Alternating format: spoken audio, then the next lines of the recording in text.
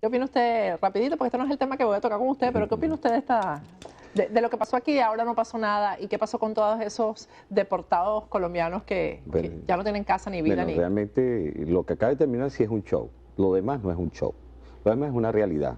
Hay una violación de derechos humanos, hay una situación totalmente errática en el manejo de la situación fronteriza que ha persistido y ha permitido precisamente y ha promovido, persistido y permitido este régimen en las condiciones infrahumanas en las cuales está la frontera. Y por supuesto proclive a todos los delitos que se cometen allí y que tienen las instancias en las cabezas gubernamentales, tanto civiles como militares. Entonces, esa es la realidad y eso no es un show. Eso es una verdad absoluta que está allí y que este régimen ha contribuido y es parte de ella. Y esto sí es un show entre Santos y Maduro y a los que finalmente terminaron como tal.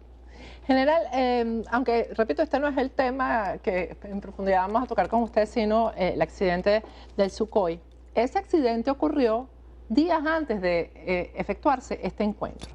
Yo cuando ocurrió el accidente y no hubo ningún comentario referido, porque el accidente ocurre además en zona fronteriza, ¿no? Sí, una zona fronteriza. Es fronteriza. Exacto. ¿Cómo no se le ocurre que, bueno, que el Sukhoi, porque este es un avión de guerra, es un avión de caza. Sí, de combate, sí. De combate, el Sukhoi. Que, bueno, en pleno conflicto con el país que hace frontera, que es Colombia, pues se cae un avión. Lo lógico es pensar, bueno, ¿qué hacía este avión en zona fronteriza en ese momento? Sobre todo cuando ya se había denunciado la violación del espacio aéreo por parte de Colombia.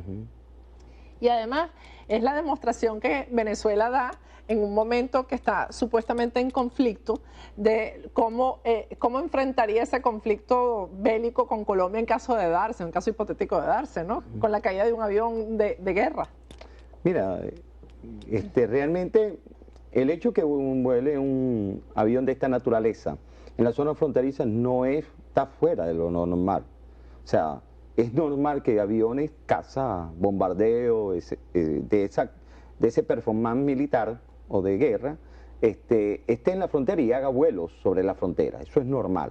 Y ellos tienen un nivel muy bien establecido de traza en el cual se inscribe la frontera y que no tienen por qué traspasar el espacio aéreo, ¿no? A menos que sea una situación muy divergente. Ahora, pero se cae un avión de guerra en un momento de confrontación. Ahora claro, por supuesto. Ante todos los señalamientos, esto puede obedecer básicamente a una provocación de parte del régimen venezolano.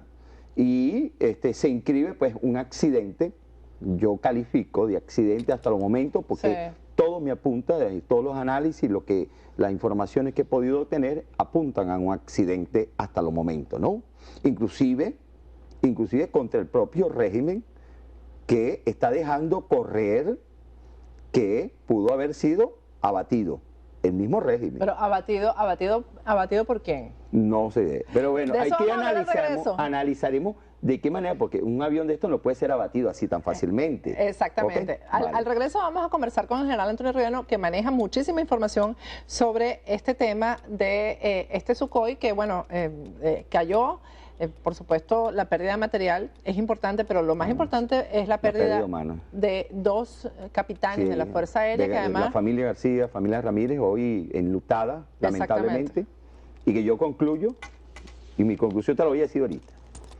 ¿De una vez? Lamentablemente, para mí, el régimen es el culpable de esa muerte. Al regreso vamos a ver por qué. Al regreso seguimos hablando con el general Antonio Rivero. Ya regresamos. Vamos con agárrate. Se cae un avión Sukhoi. Los Sukhoi pertenecen al grupo aéreo de caza número 11 de la Fuerza Aérea Venezolana. Es un avión de combate. General Antonio Rivero, usted dice que la responsabilidad es del Estado venezolano. ¿Por qué? Mira, en primer lugar, por el falso comunicado que emite el Ministerio de la Defensa, en primer lugar. Vamos a hacer una narrativa de los hechos. Ese avión sale aproximadamente 8 y 9 de la noche, ese día, en una misión. Pero vamos a definir cuál es la misión. La primera información que se tiene a través del comunicado del Ministerio de la Defensa. ¿Y cuál es qué dice el comunicado? Que en una misión, aviones de esta naturaleza, caza número 11, dos aviones salen a interceptar un avión que entra al noroeste de Venezuela, es decir, por Castillete, digámoslo así. ¿Un avión o una avioneta? Un avión. El concepto de avioneta no existe como tal, es un término muy coloquial. Pero digamos un avión pequeño, un avión de bajo performance, entonces, que en condiciones ilícitas y define prácticamente que es del narcotráfico, así dice el comunicado, ¿no? Y que se dirige ya hacia el sur, o sea que ya tenían la traza como tal. Bueno, en lo que este avión de procedencia ilícita o que no sé su identificación a través del radar al entrar en el espacio aéreo se define, pues se activa la alarma, ¿no? Se activa la alarma, lo cual estos dos aviones están constantemente de guardia con estos pilotos y tienen el deber, pues ante la alarma, inmediatamente de salir. Estos aviones en forma particular, pero estos son aviones de un alto performance de guerra, pues desde el punto de vista de su capacidad, y ante una amenaza de esta naturaleza, si es bélica, por supuesto, ellos actúan como tal. Sin embargo, dice el ministro que estos aviones salieron a interceptarlo y posteriormente impactan, accidentan al sur del estado Apure, ¿no? Y toda una parafernaria proselitista del paramilitarismo, del narcotráfico, que están luchando, o sea, totalmente fuera de lugar. Hay un show, fuera de seriedad. Yo lanzo unos primeros tweets señalando dónde está la búsqueda, dónde están las alertas que deben implementarse al activarse la pérdida de una aeronave como tal, que no se señalan ahí, sino una investigación. La investigación comienza a abrirse, por supuesto, eso es paralelo, pero no está sobre la búsqueda de las personas precisamente que están allí, que pudieron haberse eyectado, porque hasta el momento no se sabía nada de ello, se desconocía, como lo dice ese informe. Bueno, a las 4:30 de la mañana yo recibo copia de un informe preliminar, 4:30, 5 de la mañana. ¿Quiénes elaboran esos informes preliminares? Ese informe preliminar lo elabora precisamente los pilotos que llegan. La misión va de 2 aviones, para que podamos entender. Uno es el líder, es decir, que va a la cabeza siempre, el que dirige la operación, prácticamente el que manda sobre la operación, aún siendo menos antiguo en jerarquía, porque el gregario, el otro avión es el gregario, es el que le secunda en la misión. Siempre van 2 en ese tipo de misiones. Esta información la suministra precisamente los pilotos del gregario, que lo hace con el oficial de guardia. Un informe muy preliminar de la incidencia de los hechos iniciales que él suministra. ¿Y qué dice este informe? Lo primero comienza a desmentir al ministro de la Defensa. ¿Por qué? Porque él dice que ellos fueron directamente a una misión al sur de Mantecal, con unas coordenadas incluso. Mantecal queda en el estado Apure. Mantecal en el estado Apure, correcto. Entonces señala esto de esta naturaleza, lo cual que en ninguna parte de ese informe preliminar dice que van a interceptar a una aeronave. Quiere decir que o ya recibieron tardíamente la señal de alarma y que van directamente sobre supuestamente la traza del avión final, señala ese punto, o que simplemente iban a otra misión. Pero en ningún caso ese informe preliminar habla de otro avión, habla de otra aeronave, que es muy importante. Entonces él comienza a narrar allí y ahora, dice, discúlpeme que lo interrumpa, ¿es este tipo de avión de combate el adecuado para hacer persecuciones de ese tipo? Haciendo el análisis. Te narro los hechos en base hasta este informe y después hacemos el análisis en esos aspectos, ¿no? Llega el informe dice que ellos llegan al sitio y detectan una pista de aterrizaje, movimientos de vehículos, etcétera, etcétera, y activan una operación para iluminar, apagan luces de las aeronaves para no ser detectados y se enfilan pues propiamente hacia el objetivo. El primer avión, el líder, ilumina con unos flyers para iluminar el blanco y posteriormente atrás lo secunda el gregario. Pues en el momento él dice que... Se supone que el gregario es el que debe disparar. Pudiera ser, pero simplemente a lo mejor lanza fly y después activan un mecanismo de disparo, que puede ser digamos un disparo seco, un disparo ya de agresión. Son 2 formas de disparo que realizan. Entonces, ellos, en lo que hace esa operación, el gregario dice que él vio y escuchó una explosión. llama inmediatamente al piloto, del líder, y no le responde. Hasta ese momento él dice, supone, y lo dice en el informe, supone que pudo haber sufrido un vértigo y se haya impactado en tierra. Eso es lo que dice el informe preliminar. Muy sucintamente está allí. Ahora, él regresa y entrega ese informe. Por otra parte, recibe otra información más adelante, a media mañana, que también está presta en esas mismas condiciones de un oficial activo de la Fuerza Aérea, y me entrega varios elementos de con esa misma información. O sea, concuerdan las dos informaciones. Coinciden como tal. Ahora, analicemos lo que tú dices en primer lugar. Si ese avión ilícito entra por la zona del noroeste, es decir, por Castillete, por decir que es la zona normalmente, ¿qué define ello? Que allí en la base aérea Rafael Urdaneta hay aviones K-8, que son aviones de reconocimiento y son aviones que pueden tener la capacidad de interceptar una tipo de aeronave de esta naturaleza. Sería más adecuado. Sería el más adecuado. Serían los aviones más adecuados o cualquier otro avión de más bajo performance, en lo cual para poder interceptar. Este avión triplica al avión más rápido que comercialmente o privadamente pueda ser utilizado para el narcotráfico. Triplica la velocidad. O sea, es un exceso para eso. Es un exceso y en armamento. Pero es un avión de combate, es un avión de combate, precisamente. Sí, exacto. Entonces, primera falla desde ese punto de vista, basándonos en el informe del ministro. Y ahí es por eso la conclusión. ¿Para qué se usan este tipo de aviones? El Sukhoi. El Sukhoi. Bueno, es un avión de combate aire-aire o combate aire-tierra, es un caza-bombardeo.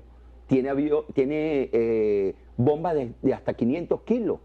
Tiene misiles aire-aire de alto calibre, de alta capacidad y para dirigir sobre efectos de metal, sobre detección de metal o detección de calor. Es decir, tiene una capacidad tecnológicamente muy avanzado. Muy avanzado, sí.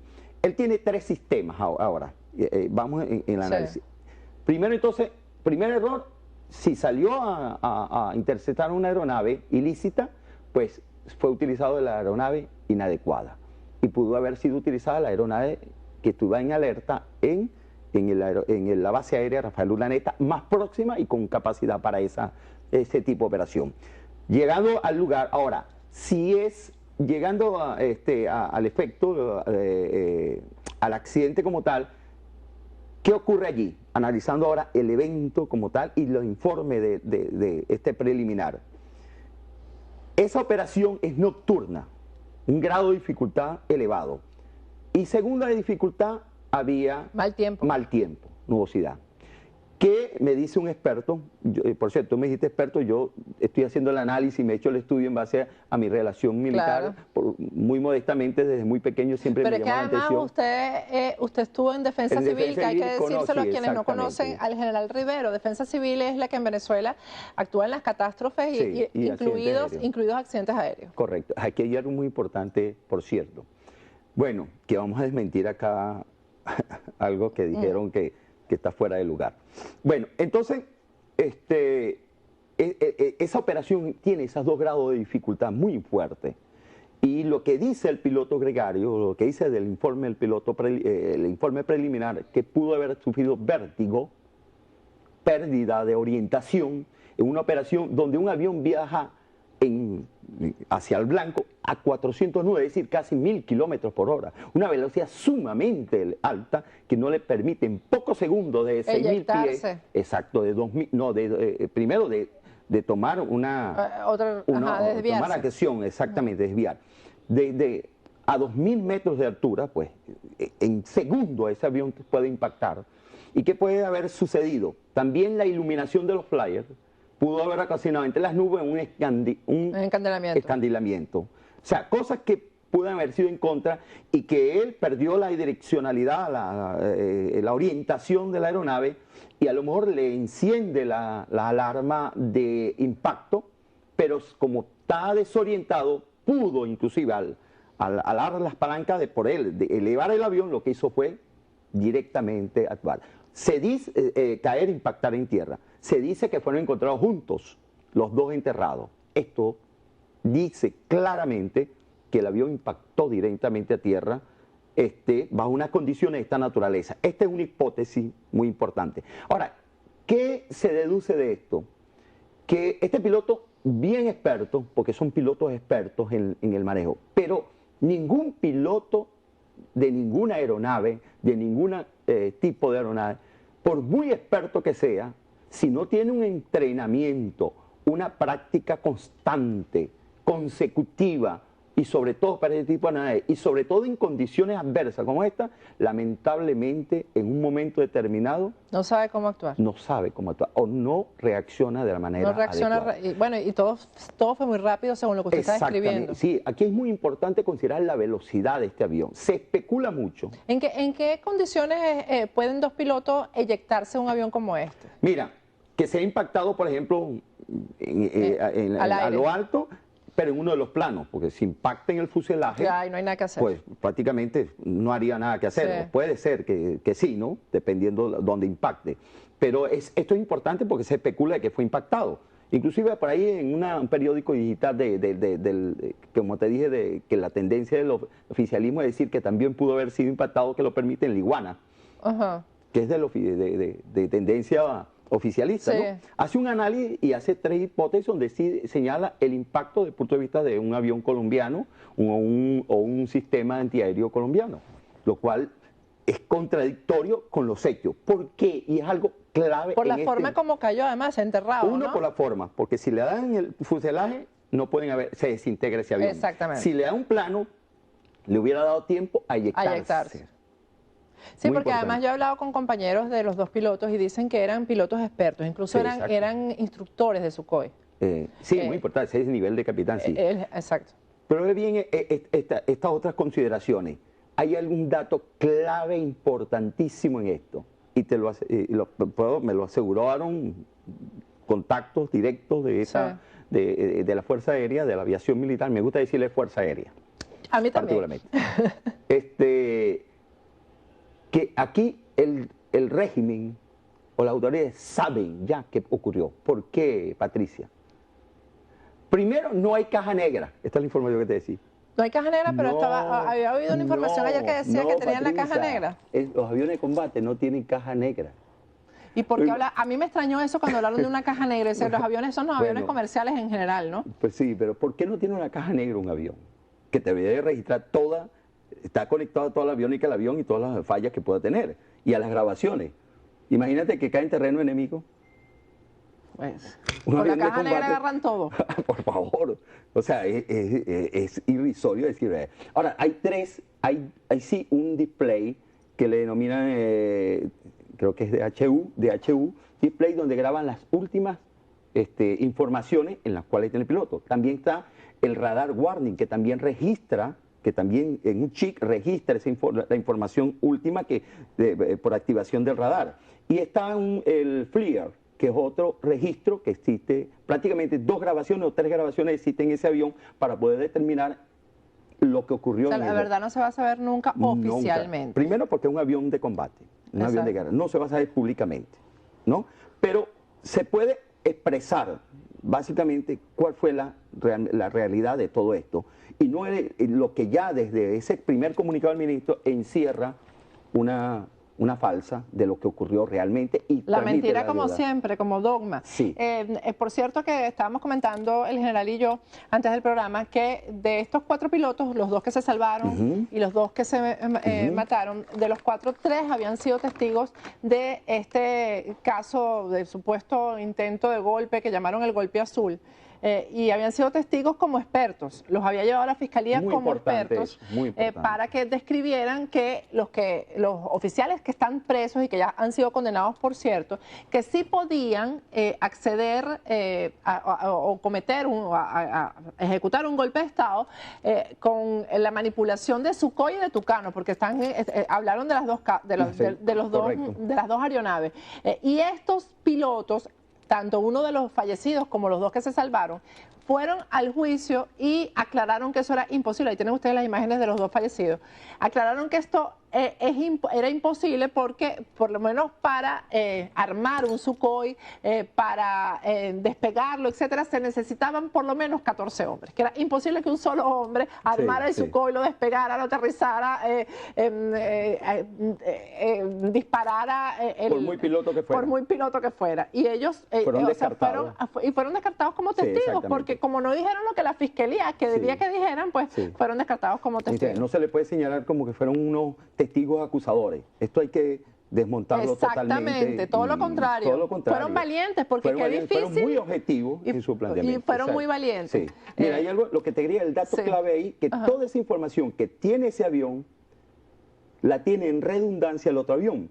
Porque si hay un misil que se activa hacia ellos, los dos lo captan. Los dos tienen que detectarlo. Los dos lo captan.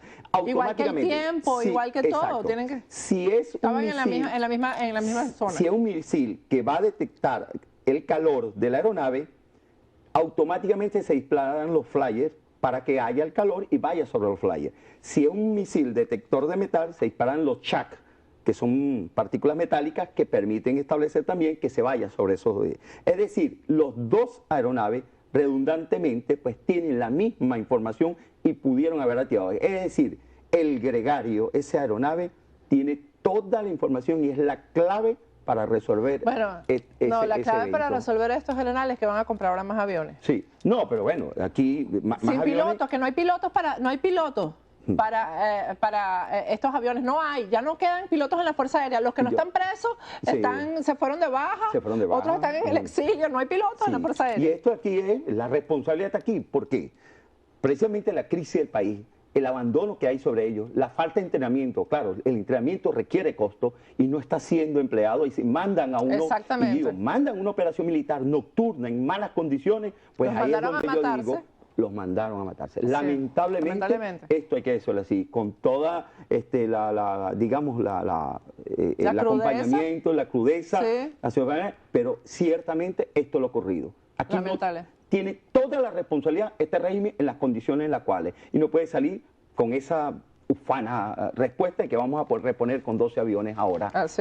Cuando los que no hay pilotos, 12 aviones que no tengan pilotos y no entrenan, no hay entrenamiento para ello. Gracias, general. Muchísimas gracias por esta explicación, además tan detallada. Vamos a ir a un corte, al regreso vamos a hablar con Fernando Balda desde Ecuador sobre la reunión de Santos con Nicolás Maduro. Este show que está terminando en acuerdos, en felicidad, todo, y aquí no pasó nada. Ya regresamos con Agárrate. Fernando Balda, ustedes lo conocen, es un analista que siempre tenemos del tema de Ecuador, que siempre tenemos aquí con frecuencia en el programa. Bueno, él también es periodista y nos ha armado un reportaje sobre la visita, el encuentro en Ecuador de Juan Manuel Santos con Nicolás Maduro. Vamos a ver primero lo que nos tiene preparado Fernando Balda y después vamos a conversar con él directamente vía Skype. Vamos a verlo. Buenas noches, Patricia. Así es, el Ecuador fue el escenario para el encuentro entre los gobernantes de Venezuela y Colombia. La reunión se origina luego de que el gobierno de Nicolás Maduro expulsara de forma masiva del territorio venezolano a ciudadanos colombianos que vivían en las poblaciones fronterizas. Seguidamente, aviones de la Fuerza Aérea Venezolana sobrevolaron en varias ocasiones el espacio aéreo del territorio colombiano, violando su soberanía. Estos incidentes produjeron que ambos países retiraran a sus embajadores tanto de Caracas como de Bogotá.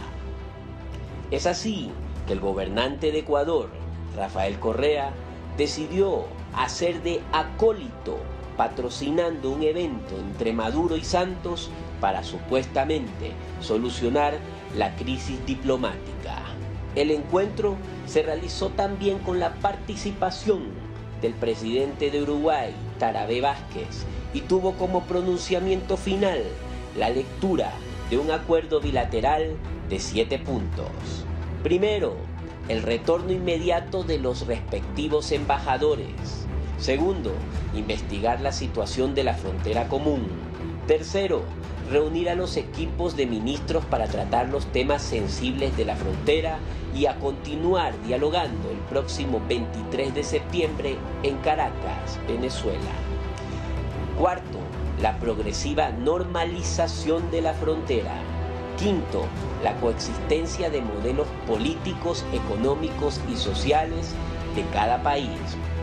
Sexto, llamado a coexistir en un ambiente de hermandad y convivencia. Y séptimo, continuar trabajando con el acompañamiento de los gobiernos de Ecuador y Uruguay. Mientras esto sucedía, los ciudadanos ecuatorianos rechazaban la presencia de Nicolás Maduro y Juan Manuel Santos en Quito y Guayaquil. Salieron a las calles a apostarse en las afueras de la Embajada y Consulado de Venezuela para rechazar que Ecuador sea utilizado como alfombra roja para los acuerdos estériles de dos mandatarios que han traicionado a sus naciones y violado consecutivamente los derechos humanos. Denunciaban el asesinato de alrededor de 50 estudiantes en Venezuela por protestar contra la dictadura de Nicolás Maduro. Pedían la libertad inmediata del líder de la oposición, Leopoldo López. También la libertad de los estudiantes Loren Saleh y de Alexander Tirado, mejor conocido como el Gato de Aragua, y de todos los presos políticos. Rechazaban la posición de acólito sumiso de Juan Manuel Santos hacia Nicolás Maduro, habiendo entregado a varios estudiantes venezolanos que huían de la persecución, entre ellos al mencionado Loren Saleh, quien fue entregado a la dictadura de Maduro por Juan Manuel Santos, violando sus derechos de protección y asilo. Juan Manuel Santos es acusado también de haberse arrodillado ante el castrochavismo a cambio del apoyo para lograr un supuesto proceso de paz que hasta la fecha no ha dado ningún fruto, a excepción de haberle permitido ser reelecto en el poder, alimentando la ilusión de los colombianos que ansían la paz, pero no la ven llegar por ningún lado. En Quito representaron a Nicolás Maduro con un monigote y a su cerebro lo representaron enjaulado por la ignorancia. Los hechos de abuso de poder no fueron la excepción, esta vez, como tampoco lo han sido en ocasiones anteriores. En una gasolinera de Quito, dos guardaespaldas de Rafael Correa, encapuchados, amedrentaron a un ciudadano por inclinar su dedo al paso de la caravana de Rafael Correa. En las urnas del próximo 17. Por eso, hice así, amigo. Eso es delito, es pecado, está mal. Yo quiero saber por cuál es su inconveniente. ¿Pero por qué le toma la foto? Pero quiero saber sus datos. Pero ya léalos, Así pues. como usted está grabando y estoy tomando. Porque usted es servidor público. ¿Yo puedo tener su nombre, por favor? Ya, aquí está, igual que el que... A ver, deme su nombre. No tengo los documentos, por eso no tengo... ¿Y usted por qué anda sin documentos? ¿Por qué? Porque usted deme la licencia y la matrícula. Tenga, señor, yo tengo todo lo que usted me pide. ¿Usted por qué anda sin documentos? Porque estoy trabajando. ¿Trabajando en qué? Estoy trabajando. ¿Trabajando cómo? Pues estoy trabajando. Es que pero si usted no me da un documento, permítame, me retiro, señor. Si usted no me da un documento y se identifica como un oficial de la ley, yo me retiro. Permiso oficial de la ley. Nicolás Pérez. Deme su tarjeta, su placa, su ID, algo. Usted, caballero, se puso hasta eso para que no le vea. Y ustedes sí me están firmando. Yo quiero saber si tiene algún inconveniente con el señor presidente para Con poder él sí ayudar. tengo, y todo el mundo, al igual que la mayoría de ecuatorianos, Por eso, tenemos pero quiero para inconvenientes. ayudarle. Simplemente quiero ayudarle. Usted no me puede ayudar, señor. ¿Cuál es su nombre? Ya le tomó la foto a mi Pero no cédula, me ¿qué puede más decir quiere? cuál es su nombre. Ya le tomó la foto a mi cédula. Usted deme sus datos, por favor.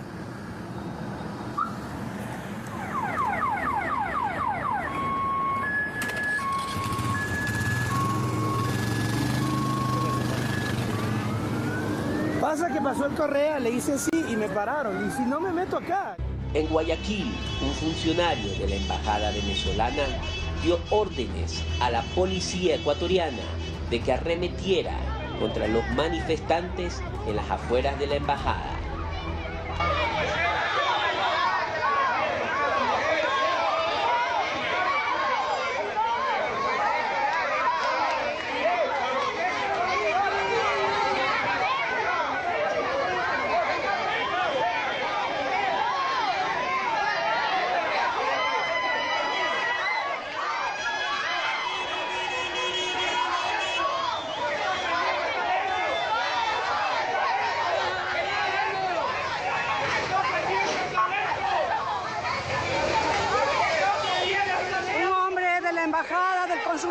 Venezuela nos hizo señales obscenas y los policías no defendieron.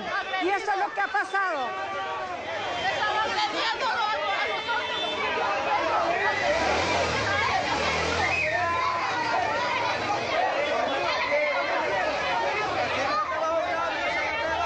En medio de la visita del gobernante más repudiado de toda América y sus acólitos, esa fue la cereza que se le puso al pastel.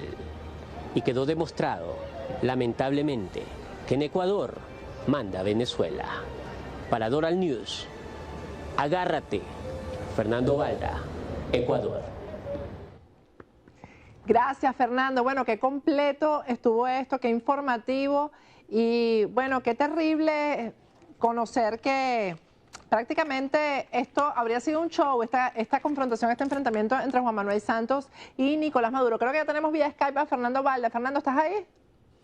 Patricia, buenas noches. Aquí desde mi domicilio, dispuesto a comparecer ante la comunidad internacional. Tengo un poquito de retorno y me confunde un poco. Fernando, ¿tú consideras en tu opinión, en tu análisis, que este enfrentamiento entre Maduro y Santos fue como preparado, como dicen algunos analistas, para subirle los puntos a Santos y también a Maduro? Bueno, recordemos que desde hace mucho tiempo, no solamente Nicolás Maduro, Juan Manuel Santos, sino también Rafael Correa, Evo Morales y todos estos gobernantes del castrochavismo, se prestan mutuamente y se acolitan para el sainete, que definitivamente es aquello que mantiene cierta popularidad o cierto engaño hacia la comunidad en sus países y también hacia la comunidad internacional, Patricia. Fíjate, yo estaba revisando una columna mía muy vieja, Fernando, te estoy hablando del año 2009, donde yo mencionaba un documento que demostraba que Hugo Chávez siempre había querido meterse en Colombia y que Uribe se lo había impedido y que estaban trazadas, incluso era un documento donde se trazaba la estrategia para que el chavismo entrara en Colombia, bueno, que permeara en la región, pues a través de Colombia. ¿Tú crees que con Juan Manuel Santos se logró esto? Mira qué coincidencia, Patricia, que justamente en los momentos de mayor escasez económica, escasez de víveres, el momento de quiebre, el momento en que Venezuela se encuentra aniquilada económicamente y que el pueblo venezolano ya pide un cambio, ya pide libertad, ya pide justicia, a gritos en las calles. Justamente en este momento, pues, se le ocurre a Nicolás Maduro realizar una acción sin precedente alguno, una acción totalmente desapegada al derecho penal internacional y que lo ha puesto a él como uno de los principales violadores de derechos humanos, no en América Latina, Patricia, sino en el mundo, expulsando masivamente a personas de una misma nacionalidad hacia Colombia. Definitivamente lo que quería Nicolás Maduro era causar un efecto que suene alrededor del mundo, un efecto internacional, y lo logró. No contento con eso, después de haber cometido este crimen de lesa humanidad, que es la expulsión masiva de ciudadanos de una misma nacionalidad desde el territorio venezolano, sobrevoló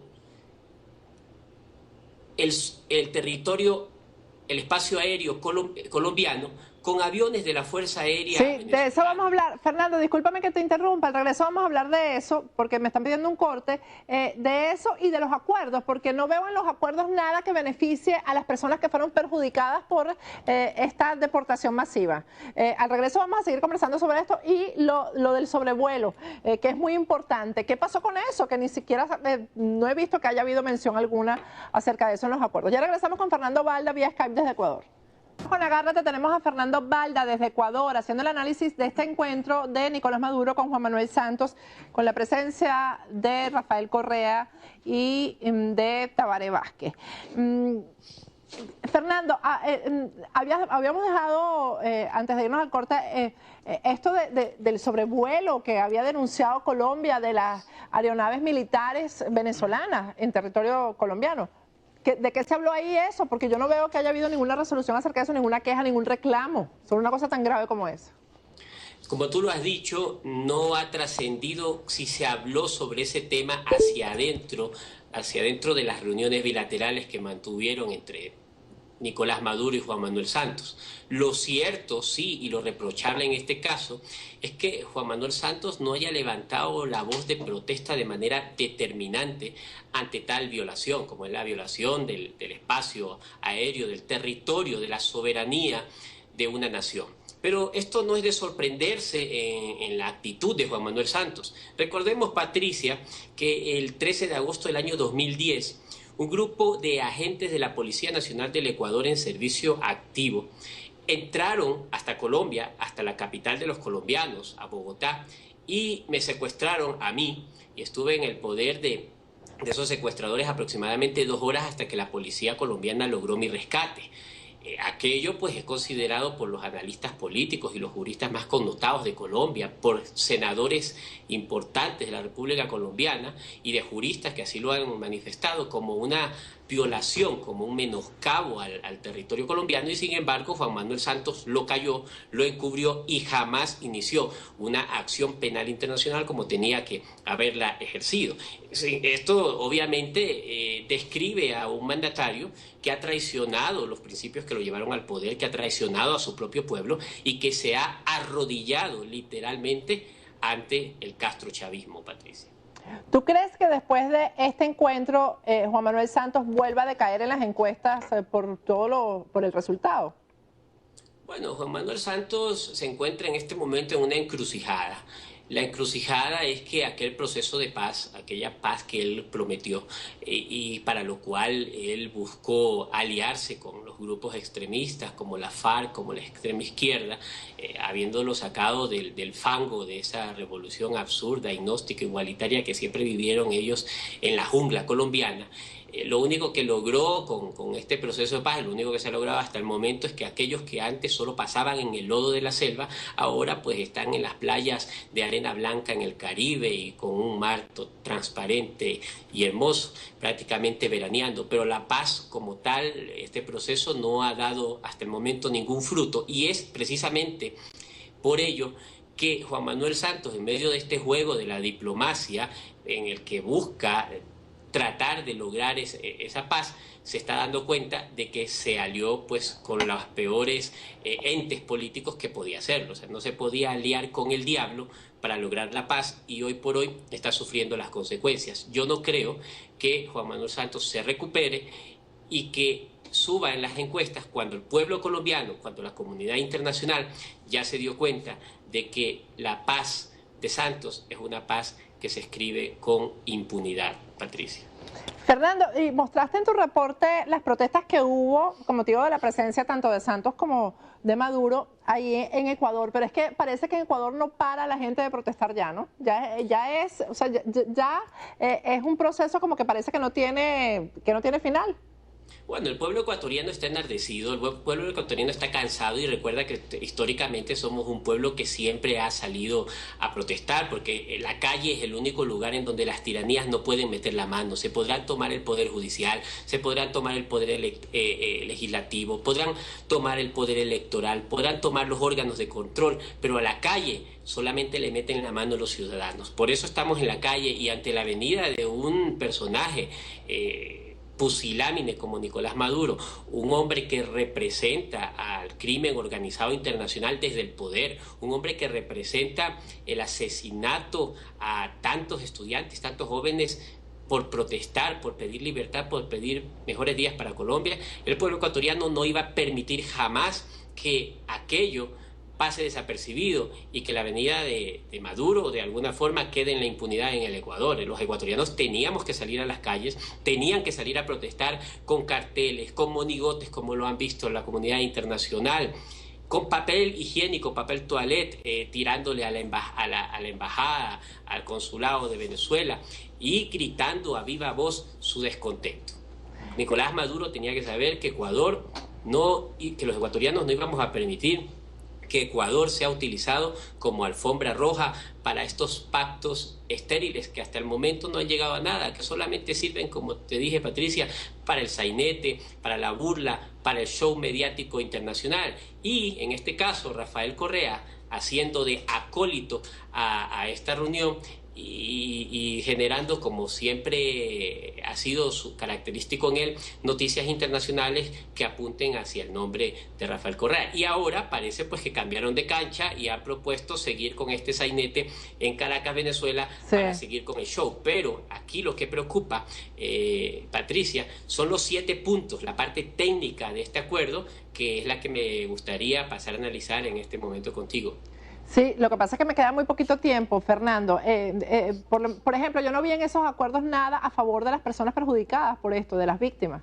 Así es, de hecho, pues el primer punto dice el retorno inmediato de los respectivos embajadores. Qué bueno hubiera sido escuchar que uno de los primeros puntos sea el retorno de toda esa gente que fue despojada de su hábitat, que fue expulsada desde Venezuela hasta Colombia, de todos esos hermanos colombianos que quedaron en la nada, regresando a Colombia. Segundo, dice el segundo punto, investigar la situación de la frontera común, y este punto es el que tal vez a mí más me preocupa, porque sin duda alguna es un punto establecido por la dictadura de Maduro, que intenta pues llegar a la tesis de que los ciudadanos colombianos en territorio venezolano le hacen daño a Venezuela, y sin duda esto tiene autoría pues de parte de la comitiva de Maduro. Y tercero, reunir a los equipos de ministros para tratar los temas sensibles en la frontera, continuar el diálogo el próximo 23 de septiembre en Caracas, como te dije, cambiar el escenario para llevar el show a Caracas. Cuarto, la progresiva normalización de la frontera. Eso de progresiva normalización de la frontera me parece a mí tan absurdo, porque aquí no se trata de la posguerra, en donde se vino el plan Marshall para reconstruir los países destruidos por la Segunda Guerra Mundial. Aquí no se trata de la guerra de la ex Yugoslavia o cosas que causaron un efecto devastador en las infraestructuras. O sea, aquí lo que tienen que hacer es abrir la frontera y que vuelvan los países hermanos, como siempre, a cruzar de un lado para el otro, los ciudadanos, como siempre ha sido. Quinto, la coexistencia de los modelos políticos, económicos y sociales. Esto parece sacado de un libro de poemas, de versos, una cosa totalmente estéril, totalmente absurda, ¿no? El llamado a coexistir en un ambiente de hermandad y convivencia, como te digo, esto es pura lírica. Y séptimo, continuar trabajando con el acompañamiento de Ecuador y Uruguay, como que si Maduro y Santos no fueran lo suficientemente grandecitos y como si no fuesen lo suficientemente maduros o avesados políticamente, como para tratar entre ellos y solucionar un problema que solo depende de la voluntad política y de que los gobernantes entiendan que en casos como estos el único perjudicado es el pueblo, Patricia. Fernando, muchísimas gracias como siempre. Y tenemos algo pendiente por ahí, que es muy importante y muy noticioso, ¿sí o no? Claro que sí, y nos vemos la próxima semana, porque la próxima semana quien se va a tener que agarrar es uno que tengo aquí bien cerca de mí, Patricia. Así es, vamos a anunciarlo de una vez. Muchísimas gracias, Fernando. Gracias por haber estado con nosotros y por este reporte tan detallado. Gracias. Un abrazo. Bueno, yo me despido hasta mañana y recuerden, el cuidado del cabello solamente se pone en manos de expertos. Calogero Tramonte es uno de ellos. Su página web es www.turred.com y no es uno de ellos, es el mejor del sur de la Florida. Su teléfono es el 954-732-1485. La cita la hacen a través de la página web www.turred.com. Y los accesorios que uso en este programa y todo el tiempo son de Jackie Rosenthal, hechos por ella, diseñados por ella en su taller que queda en Weston. También, además de adquirir las cosas hermosas que hace, collares, zarcillos, pulseras, aretes, de todo, usted puede aprender a hacerlos. Ella tiene todas las herramientas, todos los instrumentos, todos los materiales. Ahí tienen un collar como el que cargo puesto el día de hoy. Jackie Rosenthal está en el 954-708-9300. Ese es su teléfono y su dirección es 15946 West State Road, 84 Sunrise en Weston. Yo me despido hasta mañana.